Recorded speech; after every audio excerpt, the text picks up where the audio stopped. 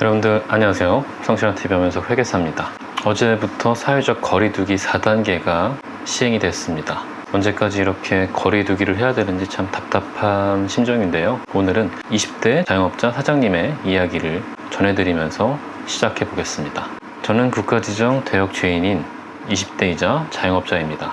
방역 책임 뒤집어 쓰고 있는 자영업자 20대, 이 두 가지 조건을 충족했으니 대역죄인 맞죠? 19년 5월 대학 졸업하자마자 부푼 꿈을 안고 대학생활 하면서 모았던 돈 전부를 털어 작은 술집을 하나 열었습니다. 다른 동기들 선후배들은 취직을 했지만 제 가게를 갖고 싶었던 저는 아무 경험 없이 자영업에 뛰어들었습니다. 경험이 없었던 만큼 남들보다 열심히 했습니다. 6개월 동안 손님을 모으고자 한여름 한겨울 가릴 거 없이 전단지도 직접 돌리고 주변 가게 사장님들께 얼굴도 비추며 저녁에 오픈 준비를 했습니다. 개시도 못하는 날도 있었지만 단골 손님이 늘어나는 것을 보며 하루하루 희망차게 나아갔습니다. 20년 1월 무한폐렴이 돌고 있다는 소식이 전해지며 조금씩 매출이 떨어졌습니다. 20년 6월 매출이 전년 대비 80% 감소했습니다. 알바생도 없이 혼자서 가게를 운영했습니다. 하지만 좋은 건물주를 만난 덕분에 월세 감면을 통해 조금 더 버틸 수 있었습니다. 이후 확진자가 줄면서 다시 희망이 생겼습니다. 20년 12월 연말에 단체 예약이 달력에 꽉꽉 차 있어 정말 행복했습니다. 하지만 확진자가 폭증하며 예약이 모두 취소되었고 월세도 못 낼 만큼 매출이 떨어졌습니다. 21년 6월 영업 제한이 풀린다는 소식에 음식도 잔뜩 준비하고 예약도 모처럼 많이 들어왔습니다. 바로 얼마 전 영업 제한이 유지된다고 합니다. 확진자가 늘어나니 어쩔 수 없다고 생각했습니다. 그리고 대망의 오늘 4단계로 연장되며 희망이 사라졌습니다. 방역수칙 다 지켰습니다. 그런데 제가 잘하면 뭐하나요? 얼마 전 민주노총 집회, 오늘은 박원순 추모제 이런 것들을 보며 남아있던 일말의 희망조차 사라졌습니다.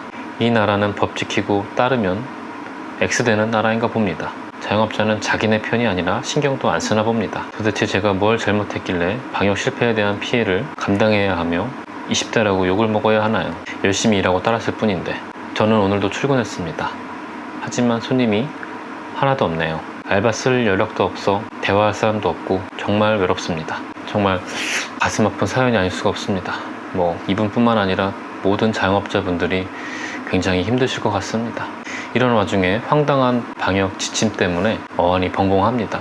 러닝머신은 6km 이하로 달려야 되고 듣는 음악 속도는 100에서 120 bpm을 유지해야 된다고 합니다. 그래서 이 100에서 120 bpm 이하인 노래들이 어떤 것이 있는지 그런 짤들도 돌아다니고 있습니다.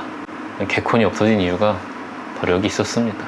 이 정부의 말은 고강도 유산소 운동을 하게 되면 침방울 발생 위험이 더 커지기 때문이라고 하는데요. 가족 모임은 오전에는 되고 오후 6시 이후에는 안 되고 퇴근길에 택시 탔을 때는 3명은 허용되고 사적 모임 하고 나서 귀가할 때 택시 타는 건 또 안 되고 과연 정부가 국민을 이렇게까지 통제를 해도 되는 건가 라는 생각이 좀 듭니다. 방역을 위한 거리두기인지 국민 통제를 위한 실험을 하고 있는 건지 무섭다고 생각이 드는 건 좀 오바일까요? 오늘 현재 코로나 치명률은 이렇게 됩니다. 치명률이라 함은 확진자 중에서 사망한 사람 비율입니다. 보시면 80대 이상은 18%로 매우 높은 편이지만 70대 이하는 5.56%고 또 60대 이하는 1%고 그 이하의 연령대는 0.24%에서 0.03%까지 되어 있습니다. 서울대 의대 이왕재 교수님의 인터뷰 내용에 따르면 검사를 적게 하면 확진자 수가 적게 나오고 검사를 많이 하면 확진자 수가 많이 나오는데 확진자 숫자를 발표하는 게 도대체 무슨 의미가 있는지 집단 면역은 불가능한 일이다. 감기와 같이 우리 인류가 함께 살아갈 수밖에 없다 라고 말씀하십니다. 얼마 전에 끝난 유로 2020을 보니까 이 관중들이 마스크 없이 축구 경기를 관람하는 모습을 보면서 참 부럽다 하는 생각도 들고 한편으로는 정말 대단하다 라는 생각이 좀 들었습니다. 영국은 백신을 많이 맞았지만 지금 델타 변이로 인해서 우리나라보다 더 많은 확진자가 발생하고 있습니다. 그런 상황임에도 불구하고 영국인들은 코로나와 함께 살아가는 삶을 선택하였습니다. 하지만 영국의 이런 선택은 그냥 주어진 것은 아니었습니다. 얼마 전 델타 변이로 코로나 확산이 심해지자 영국 정부는 다시 코로나 방역 규제를 하려고 하자 수많은 영국인들은 거리로 나와서 본인들의 자유와 코로나 방역 규제를 해제해 줄 것을 요구하였습니다. 불의가 법이 될 때 저항은 의무가 된다. 미국의 건국의 아버지인 토머스 제퍼슨이 남긴 말입니다. 영국인들은 자유를 원했고 그것을 얻어냈습니다. 우리는 코로나로 인해서 신체의 자유, 종교의 자유, 집회의 자유, 표현의 자유 등 인간의 기본권을 제한받으며 살아가고 있습니다.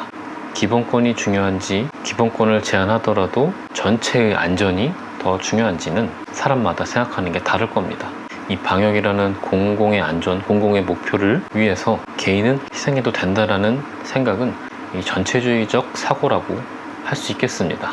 그러나 문제는 이 개인의 희생이 결국 사회 전체의 희생으로 이어져서 더욱 최악의 상황이 될 수도 있다는 것입니다.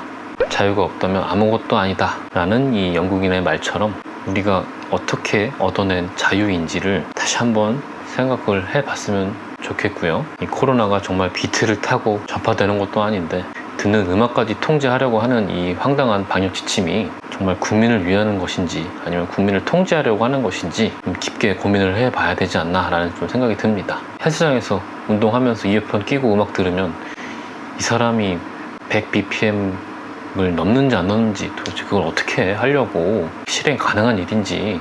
아무튼 오늘 영상은 여기까지고요. 자영업을 하시는 분들 힘내시길 바라고 이 또한 지나갈 거라고 생각을 하면서 저는 또 다음 영상에서 뵙도록 하겠습니다.